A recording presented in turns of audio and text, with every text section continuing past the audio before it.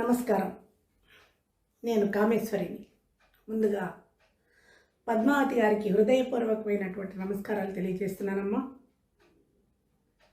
40 ఏళ్ల క్రితం మా తోబుట్టువుల నుంచి ప్రేమ పొందాను. తర్వాత నాకు ప్రేమ దొరకలేదు.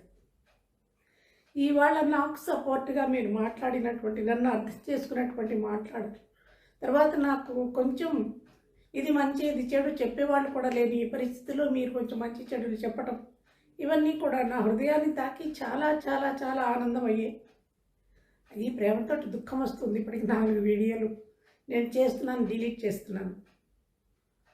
మాట్లాడడానికి రావట్లేదు.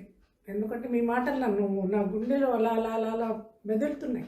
అలాగే ప్రొఫెసర్ డాక్టర్ ముళ్ళపూడి సత్యనారాయణ గారికి కూడా హృదయపూర్వకమైనటువంటి నమస్కారాలు. అయ్యా, మీరు పెద్ద పెద్ద మాటలు గారు, పాదాపి వందనాలు లాంటివి కాదండి. సరస్వతి పుత్రులు మీరు. మీ వీడియోలు ఇంతకిత్తం నేను చూడలేదు. నిన్ననే అన్నీ చూడడం వల్ల చూస్తూ మీ మాటలు విని నాకు అనిపించింది ఏదో చేశాను. కానీ అక్కడ తప్పుపట్టడం అనేటువంటిది మిమ్మల్ని కూడా కాదు.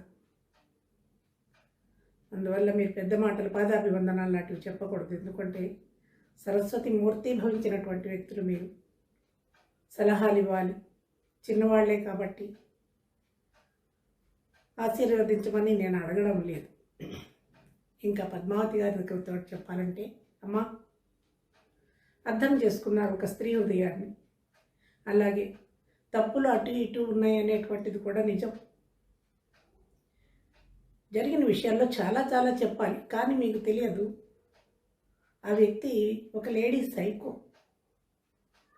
ఒక స్త్రీ జీవితం నాది ఎలా నలిగిపోయింది అనేటువంటిది మిమ్మల్ని నేను పర్సనల్గా కలిసే చెప్తాను. మిమ్మల్ని ఒకసారి మా ఊరు తీసుకెళ్తాను, బోడపాడ అగ్రహారం తీసుకెళ్ళి వాళ్ళ ఇల్లు ఎక్కడుంది, మా ఇల్లు ఎక్కడుంది, అక్కడ జరిగినటువంటి సంఘటనలు అన్నీ కూడా తప్పకుండా నేను మిమ్మల్ని బోడపాడ అగ్రహారం తీసుకెళ్తాను. ఇంకొక మాట, గరికిపాటి ఎప్పటికీ వీడియోల ముందుకు వచ్చి మాట్లాడలేడు. ఘోరాతి ఘోరమైనటువంటి పరిస్థితులను నాకు తీసుకొచ్చి నా జీవితాన్ని నలిపేశాడు. అందుకే స్త్రీ సైకో అన్నాను. పైకి చెప్పేటువంటి ఈ సరస్వతి పుత్రుడిలో నీచాతి నీచమైనటువంటి భావనలు చాలా ఉన్నాయి. అయితే ఇంకొకటి కూడా చెప్పాలి. తప్పు చేసినది 40 ఏళ్ల క్రితం. అప్పటికి సరస్వతి పుత్రుడు కాదు, సామాన్యమైనటువంటి వ్యక్తి, నీచమైన భావాలు ఉన్నటువంటి ఒక దుష్టుడు. దుష్టత్వంతో నన్ను చూశాడు, నా జీవితాన్ని తగలబెట్టాడు, నాశనం చేశాడు. ఇప్పుడు సరస్వతి పుత్రుడు, ఇప్పుడు జ్ఞానం వచ్చింది. ఇప్పుడు అలాంటి వెర్రి పనులు చేయకపోయినా లోపల ఉన్నటువంటి ఆ స్త్రీ పట్ల ఉన్నటువంటి ఒక ఏహ్యమైనటువంటి, చాలా అసహ్యకరమైనటువంటి భావనలతోటి ఆ స్త్రీలను అలా విమర్శిస్తాడు. లోపల ఉన్న వ్యక్తి గురించి మీకు తెలియదు. అది మీడియా ముందు కాదు, ప్రపంచానికి చెప్పేటువంటి విషయాలు కాదు. భర్త ఎలాంటి వాడు భార్యకి మాత్రమే తెలుస్తుంది, తల్లికి కూడా తెలియదు. ఇక్కడ భార్య అని నేను అనట్లేదు.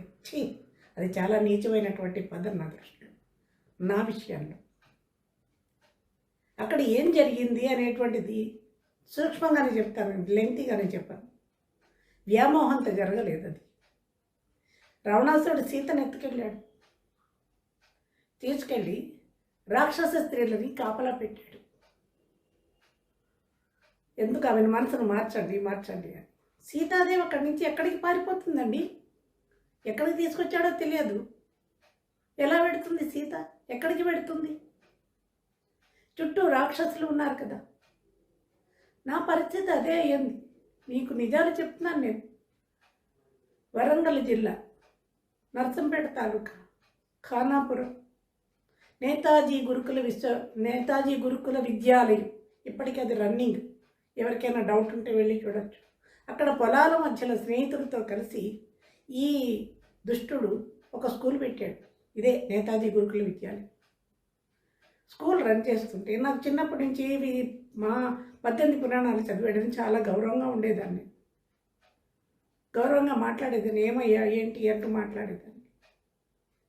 వీళ్ళన్న చాలా అందమైనటువంటి వాడు. మా మామగారు చాలా అందమైనటువంటి వాడు. మా అత్తగారి రూపమే ఈ గరికిపాటికి వచ్చి ఆయనతో నా వివాహం అయింది, కానీ కుటుంబాల మధ్య విభేదాల వల్ల పెళ్ళైన 3వ రోజు నుంచే నన్ను పుట్టింటికి వెళ్ళనివ్వలేదు. మా ఇద్దరి మధ్య ఎప్పుడైనా గొడవ వస్తే మీ నాన్నది మా నాన్నది అనుకోవడమే తప్పితే మా ఇద్దరి మధ్య గొడవలు లేవు. ఎందుకంటే మాది అన్యోన్యమైనటువంటి దాంపత్యం, మంచి జీవితం నాది.